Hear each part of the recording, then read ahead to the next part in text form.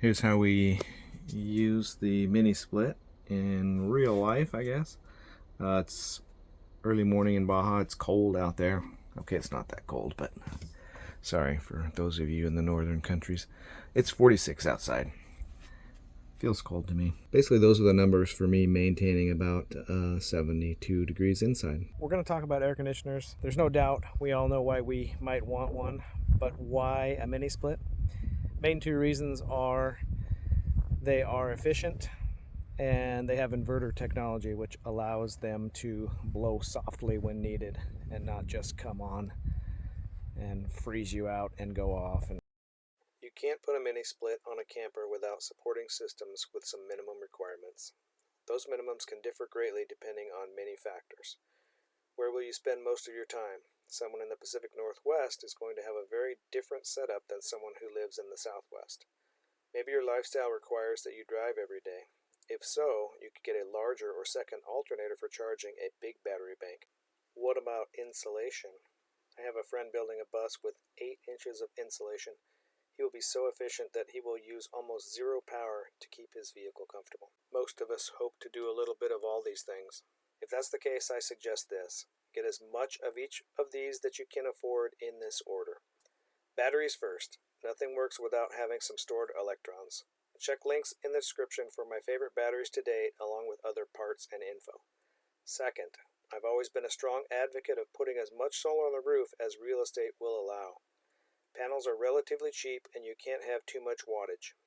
Third, rebuild, replace, or get a second alternator. If you plan to drive many miles, a good charging system can top up your batteries daily. And last, have a way to charge with shore power. I recommend Victron Multi-Plus inverters, which will run your mini split and also allow for grid charging. Ignoring all other factors, this is what I say when someone asks me what they should do if they want a mini split. I would either get 600 amp hours of battery and 400 to 600 watts of solar, or maybe if you had 1,000 watts of solar, you could get away with 400 amp hours of battery like I have now. This is not an ideal location for the inside unit because when the heater's on, it blows almost straight down. You want that heat to go down, not up. And so it blows right onto the bed there. So then it cruises right across the bed and hits whoever's sitting there in the back of the head. And the air conditioner does the same thing. So it gets kind of cold sitting in the main sitting or seating position here.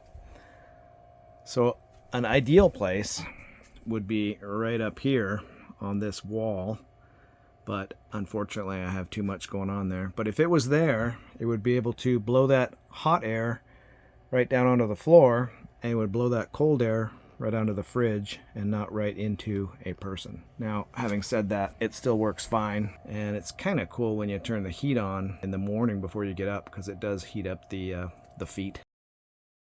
The best place to mount the outside unit is a high location where it can be upright and have good airflow. At the time of installation of the mini split, I did not have a roof rack over the cab, so my only option would be to mount it on the back wall, and I did not want to do this. I came up with the bright idea of mounting it underneath the truck. The only location for this was the left rear corner, and I'd have to remove part of a compartment to make it happen.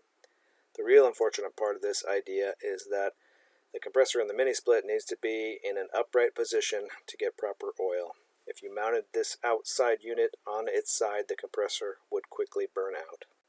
These shots are from the process of removing the compressor from the unit and installing it in a separate location. It was relatively straightforward, but one would want to be comfortable with the manipulating of copper tubing and brazing lines back together. Also keep in mind that these units come shipped pressurized with refrigerant, and it needs to be removed before work, then vacuumed and added back in. Although the air conditioner worked well for several years in its rear location, I couldn't leave well enough alone, especially after I built the rack over the cab. To use the air conditioner in that location, I had to pull out a guard that kept the fan from getting hit with rocks from the tires. I had to have the compartment door open, which meant I couldn't store anything of value in there or make a quick getaway in the middle of the night. I moved just the evaporator to over the cab and left the compressor where it was. Unfortunately, I crossed 2 wires when I did the move, and although didn't know it yet, burned out the motherboard. Assuming it was a quick fix and running out of time, I just hit the road and went without an air conditioner for many months. The motherboard is almost the same price as a new unit, so I bought the whole thing. Yes, it can be expensive thinking outside of the box. My initial plan was to replace the motherboard in the front and keep the other parts for spares. Turns out having a compressor 2 feet from your head while sleeping isn't ideal, so it made more sense to replace the whole unit. So this is where we are today. Outside unit mounted above the cab, inside unit mounted in the right rear corner. I can barely tell when the outside unit comes on, so moving it away from the bed was a good idea. It's a wonderful thing to go out to the grocery store, and on my way out of the camper I just hit one button and I come back to a cozy interior. Carly and I sometimes travel with Taco, so it's important to be able to leave her in the camper, comfortable and safe, while we go do human-only activities. Aww. Okay, we're doing a little addendum here to the video. I watched it for like the 100th time. 7 minutes of video, and it literally took me like almost 70 hours. But that's mostly because I don't know what I'm doing. I'll figure it out. I'll get better. Hopefully you guys like what I did. Okay, couple changes or updates here. The remote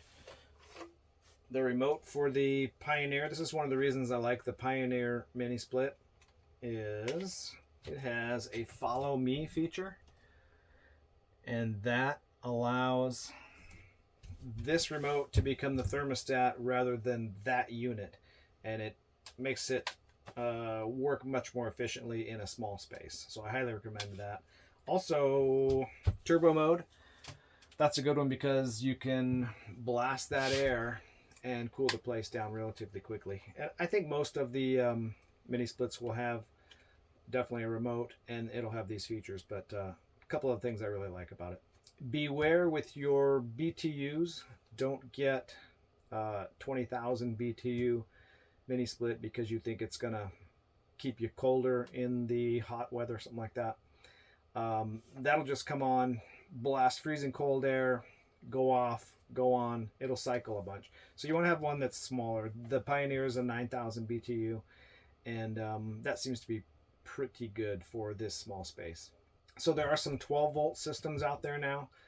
I think most of them are from China, which scares me a bunch. I know of one person who has one, and they say we haven't used it that much, but so far it's been good. I might give one a try. You know, this mini split thing, you got to pull that compressor if you want to make it put it sideways. If you don't, you're golden. You're good to go. The cool thing about these 12 volt air conditioners, one of the ones that I saw was Triligo, I think. I put some links in the descriptions for the ones I thought were the better ones. But this Triligo one, it literally goes right where your fan goes, 14-inch hole, I believe, and way easy to install. So that's something that you guys might want to consider. Maybe if someone has one or installs one, they can write something up in the comments so everybody else can kind of see, because once again, efficiency could be great because you don't have to go through an inverter. It would be so easy to install, I think. So easy. One unit. A little more clarity on where to put the inside unit. Basically, you want to put the inside unit in a place that has the most distance for the air to go and does not blow on a person sitting, standing, whatever. And if that unit can blow straight to the floor, that's a real good thing for the heater portion of it. Also, with the outside unit, be careful mounting it underneath, especially behind the rear tires underneath. It will fill up with all kinds of dirt, rocks. It'll be less efficient under there. You got to make sure that that hot air has a place to go. I would install underneath the vehicle as a last resort. Lastly, here is a short Instagram clip that I made, a reel I made many years ago actually, showing the unit in action and the numbers for you. Short video here to show how the mini split's working.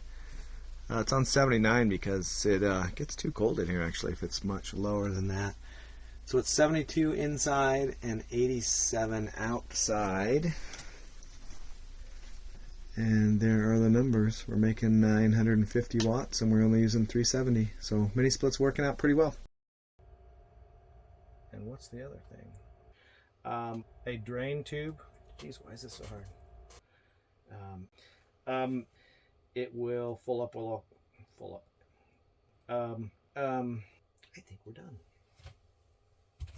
I can put this back. Can you tell I am reading from a script? Goodbye.